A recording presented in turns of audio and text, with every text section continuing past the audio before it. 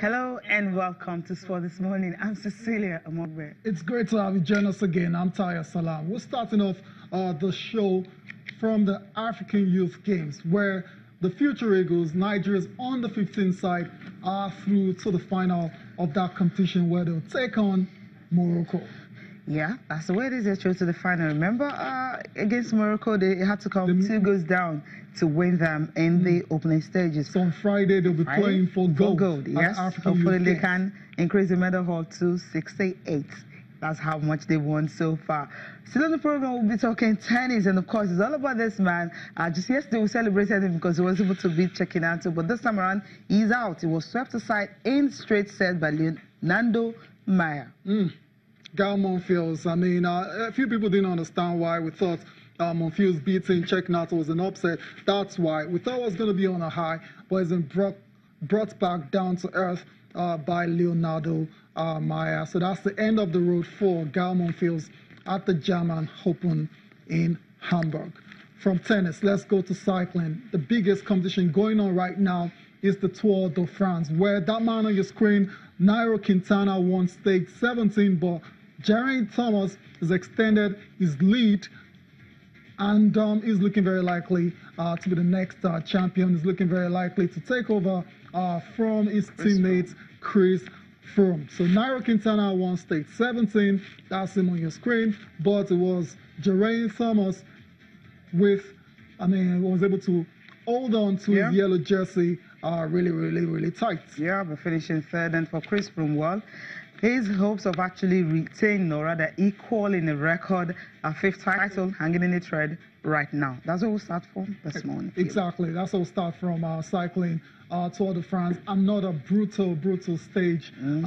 Cycling has to be one of the most difficult sports out there. The fact that you have to ride all those miles, kilometers by yourself, no teammates. So really, so yeah, you've got teammates, but then you're riding the bicycle yourself. It's a very difficult one, but these guys are all thoroughbred professionals, and day 17 promised to be a very exciting one. It turned out to be so, and Nairo Quintana was the winner on the day, and I think we should just go to Tour de France and let's try and enjoy some of the highlights, stage 17 highlights to be precise. We'll come back to talk about Chris Froome.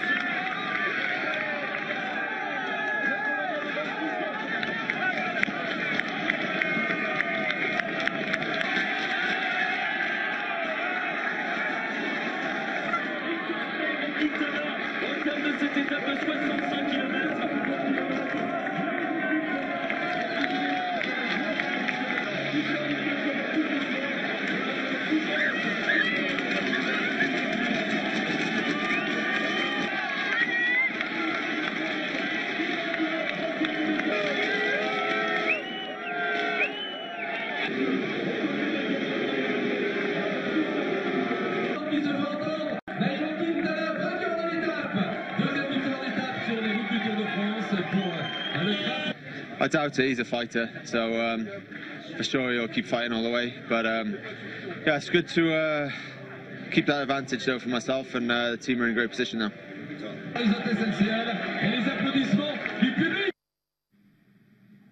Okay, that's what it is from our Tour de France. Well, Quintana winning the 17th stage, and well, if he continues like this, doesn't really have a chance. But then someone says the guy who is in the pole position now to win.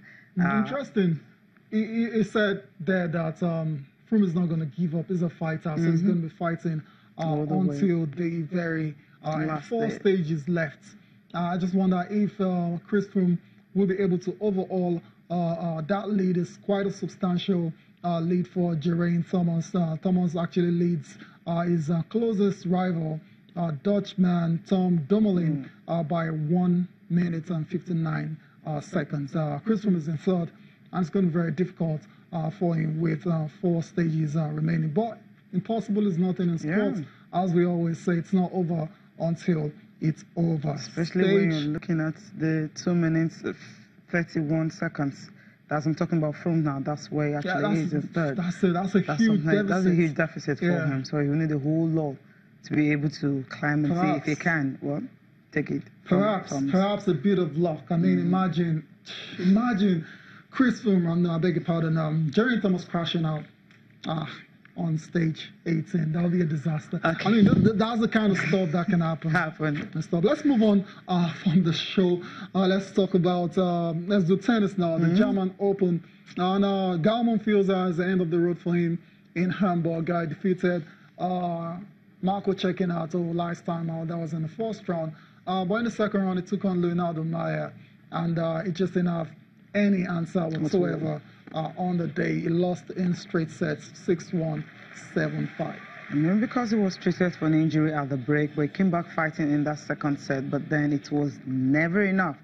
So it simply means 131 Mayer had to hold the serve and beating Monfils 7-5 in the second set, which he really struggled. Looking at the first one was easier for him, 6-1, but the second one, Monfils had to fight, but then it just wasn't enough, and Mayer is the one who went through. He's going to be facing the Argentine Diego Schwartzman. So it's going to be the battle of the Argentines in the quarterfinals from the way it is right now. Yeah, it is exactly that way. And judging by their form this season, you'd say Diego Schwartzman has to have the edge in that game against his compatriot Leonardo Mayer. It's going to be an interesting one. That's the injury Cecilia alluded to earlier, a back problem, perhaps affected his performance on the day. But let's not take any credit away from Mayer. He was the better man, and he's through to the quarterfinals of the German Open. We're still at the German Open now, Cecilia. Let's talk about Diego Schwartzman now. One of those guys that has been on form, serious form on the ATP tour, and I'm not surprised to see him, going into the latter stages of this clay court event. Absolutely, and that's why he's seated second right here, outplaying a German qualifier, Daniel Marso, 6-2, 6-2, moving into the quarterfinals I talked about earlier, facing, another Argentine, talking about Mayer. But then Marso actually collected his first tour level win of the season when he defeated Maximilian Matera in the previous round. So this time around he was so uncomfortable because Schwartzman was a better man on the day, so he wrapped up the victory so easily, capitalizing on 2 breaks of serve in each set to just wrap it up for him. So it was an easy one for him, but then he's going to meet a very difficult opponent in the next one. If he can take that, then that will be it. Outside him, there were other tennis stars that were also in action on that day. Earlier in the day, Brazilian Thiago Monteiro also was in action. He had to rally from set down to overcome. We call him the clay court specialist. Talking about Fernando Verdasco. He's out. He was beaten 3-6, 6-2, 7-5 in that. So that's him right there. He struggled in it, but then he just couldn't make it count. Seeded 8th here, converted an early break point, taking the first set, but fatigue kind of set in. He struggled, but then with his opponent's long rallies and all that, he just couldn't cope with the long rallies. So he had to give way, and he lost the final set. 7-5, 2 hours, 10 minutes of play. That was huge. No, not very. I mean, Fernando Verdasco is getting on the beats now. It's no longer a spring chicken. So you can imagine perhaps this game really, the length of the rallies and the intensity of Monteiro, I'm sure he just couldn't deal with it again. And that was the pump of victory, the victory pump there from Monteiro. Is also through to the next round of the German Open. Other guys were in action as well too, Cecilia, but today we're going to see the return to action of the Prince of Clay, Dominic Thiem. For me, is the favorite to win this tournament, and second favorite has to be Diego Schwartzman. So we'll see if Diego Schwartzman can take it past his fellow Argentine Mayer. Then I think he'll get the job done in that one. Okay, yeah, we'll get the job. Two of them are still in the game. Yeah. Okay, we're still talking tennis, but this time Let's talk about the greatest female tennis player of all time. Serena Williams she's been in the news for the right reasons. I mean, she got to the final of Wimbledon just about 10 months after getting pregnant, but she's not in the news for playing right now. She's in the news for anti-doping issues. Actually, she came out yesterday, took to social media, Twitter account to express her displeasure with the volume and the frequency of random testers showing up to her apartment, and she just doesn't understand why, and she's interpreted it basically as being targeted, and she's even mentioned discrimination, and a few people think she's going overboard with her reaction. Cecilia, I mean, what's your take on this one? Yeah, if I have to read this, that it says it's that time of the day again to get randomly drug tested and only test Serena out of all the players. It's been proven I'm getting tested the most. Discrimination, there was a question mark there. Yeah, that she answers that question. I think so. At least I'll be keeping the sports clean. I think, she's staying positive in this one, judging by the fact that she will be keeping the sports clean. I think I sense a little bit of sarcasm here. Coming from Serena Williams. But then I think you feel bad because she didn't know about this until she was actually told. She didn't know she was the one. And if you recall, maybe we need to listen to that track again, July 1st, when she was being asked about these doping issues and all that, when it was revealed that she's the most tested, tennis player on court right now. She wasn't happy with it, but she took it in good faith. So it's happening now. So she has to let everyone know, telling them, look, okay, it's that time of it again. So we'll start counting from now. I'm sure from now on, anytime she's called upon to get tested, she will always let us know. Then we start counting alongside with that. There's nothing wrong and of with course, letting us know, right? You've let everyone know that, okay, it's that time again. I'm about to get tested.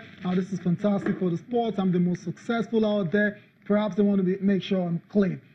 So they can make me an example for other tennis players coming up. But when you start to put discrimination, discrimination, when you start to talk about being targeted, then that's where it becomes a bit over the top for me. Okay, that's for you. I don't think so. Well, let's recall the interview again she did at Wimbledon when she alluded of the fact that she learned, she didn't know that she was the most tested tennis player right now.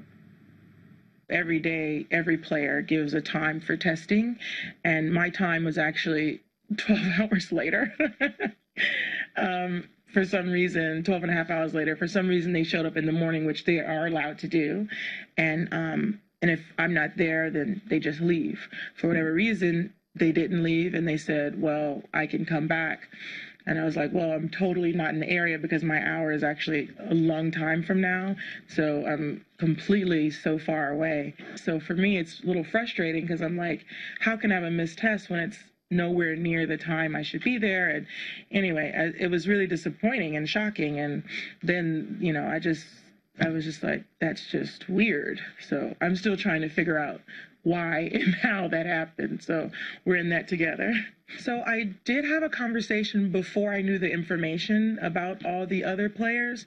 I had a conversation with the lead guy with USANA. I think he was mentioned as well. How is it I'm getting tested 5 times in June? It's already only June I've been tested 5 times. I despise having people in our sport that aren't being honest. So I'm totally okay with testing and I encourage it. And I'm okay for it. But what I want to know is that everyone is getting tested and that we are really working to keep the sport clean. Equality. That's the only thing I've been preaching. It's all about equality. And that's all I want. I just want everyone to be treated the same. If that's test everyone 5 times, then let's do it. Like, let's be a part of it. But it's just about being equal and not centering one person out and